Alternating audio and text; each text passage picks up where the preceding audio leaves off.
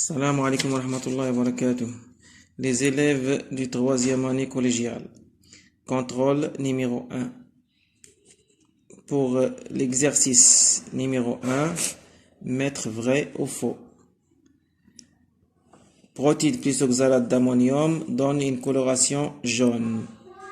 Bien sûr, c'est faux parce que pour mettre en évidence la présence de protide, on ajoute l'acide nitrique. C'est avec l'acide nitrique qu'on va obtenir la coloration jaune. Les sucres sont des aliments énergétiques. C'est vrai.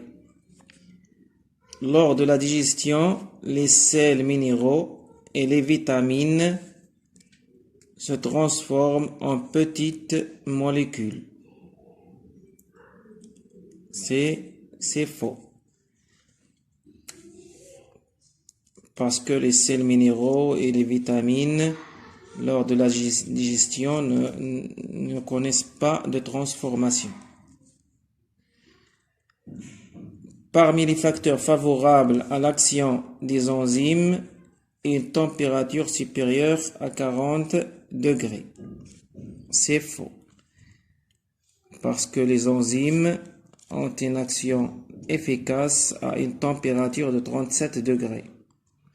Au-dessus de 37 degrés, la température va détériorer l'enzyme. Exercice 2. Relier par une flèche chaque aliment avec son lieu de digestion.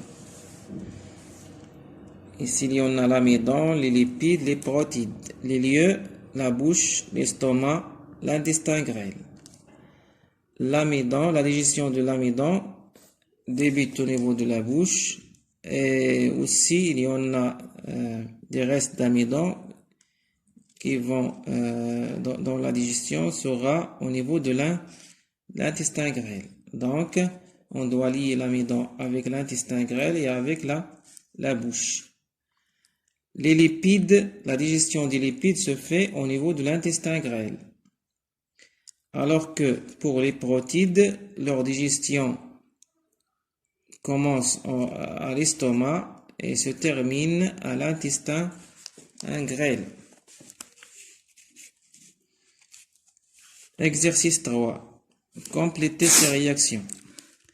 L'amidon plus on a ici l'eau plus amylase salivaire va nous donner le maltose plus amylase salivaire.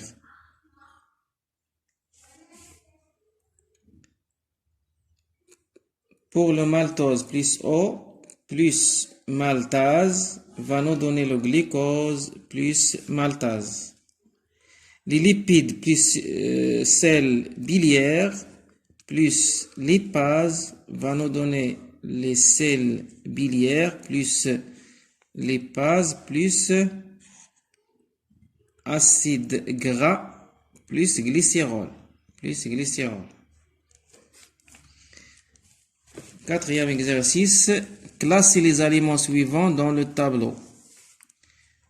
Eau, légumes, fruits, riz, calcium, pommes de terre, viande, poisson, amidon et l'huile.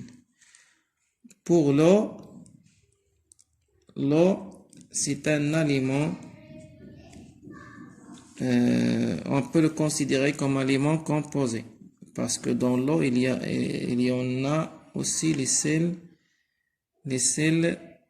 minéraux. Les fruits, les légumes sont des aliments composés. Les fruits sont des aliments composés. Le riz, c'est un aliment composé. Le calcium, c'est un aliment simple minéral. Pomme de terre, c'est un aliment composé. La viande, c'est un aliment composé. Les poissons sont des aliments composés, alors que l'amidon, c'est un aliment composé organique. L'huile, c'est un aliment composé. Maintenant, nous allons passer au raisonnement scientifique. Exercice 1. Afin de mettre en évidence l'action du suc pancréatique sur quelques aliments, 2 tubes à essai sont préparés et mis dans un bain-marie de 37 degrés. Tube 1 contient le glucose plus le suc pancréatique plus l'eau. Tube 2 contient le polypeptide plus le suc pancréatique plus l'eau. La concentration en glucose et en polypeptide est ensuite déterminée en fonction du temps. Les résultats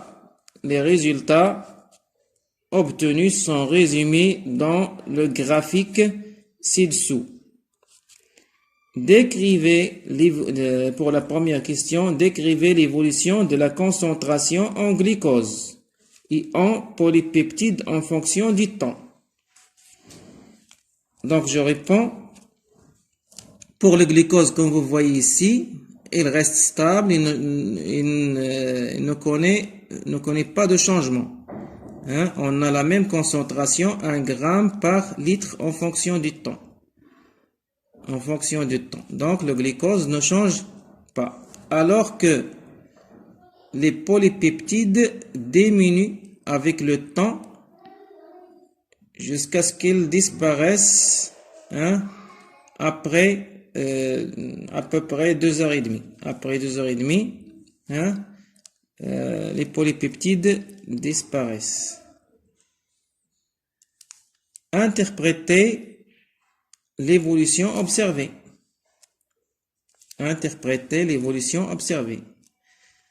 Donc, on a vu que le glucose reste stable. Donc, le suc gastrique n'a pas d'action sur le suc pancréatique n'a pas d'action sur le glucose. Les polypeptides diminuent avec le temps jusqu'à ce qu'ils disparaissent. Donc, le suc pancréatique a une action sur les polypeptides. Donc, dans le suc pancréatique, il y en a des enzymes qui transforment les polypeptides en acides aminés, qui sont les peptidases. Donc, le suc pancréatique contient le peptidase qui va transformer les polypeptides en acides aminés.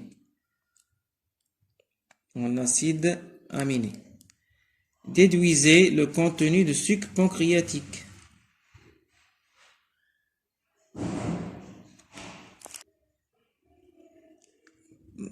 Pour la deuxième question, interprétez l'évolution observée.